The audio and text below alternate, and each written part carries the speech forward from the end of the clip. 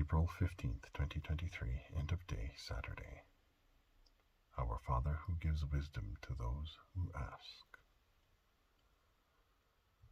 Solomon, the king of Israel, having inherited the throne of his father David as a young man, asked God for wisdom to help him govern the kingdom, and he was granted a great endowment of wisdom by the Lord.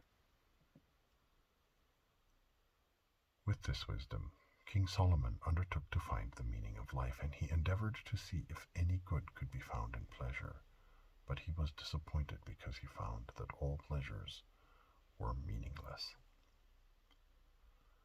Starting with comedy, he concluded that laughter was madness, and when he tried drinking wine and pursuing folly, he did not find happiness. He searched for pleasure by engaging in huge projects. He built houses, great gardens, and water reservoirs. He acquired many slaves and owned huge flocks of cattle as he sought pleasure and meaning in material accumulation. He then put together a band of musical entertainers as well as a harem of women to seek pleasure in the things that delight men. Ecclesiastes chapter 2, verses 9 to 10 gives a progress update of his pursuit of pleasure. I became greater by far than anyone in Jerusalem before me. In all this my wisdom stayed with me. I denied myself nothing my eyes desired. I refused my heart no pleasure. My heart took delight in all my labor, and this was the reward for all my toil.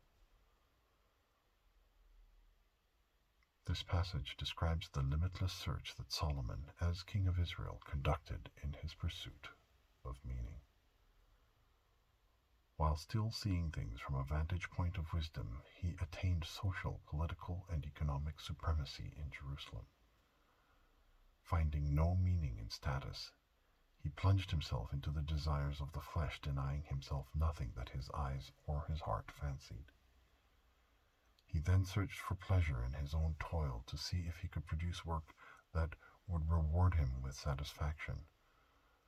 But when he stopped to assess if there was anything of value that had come from his pursuits, he concluded that everything was vaporous and pointless.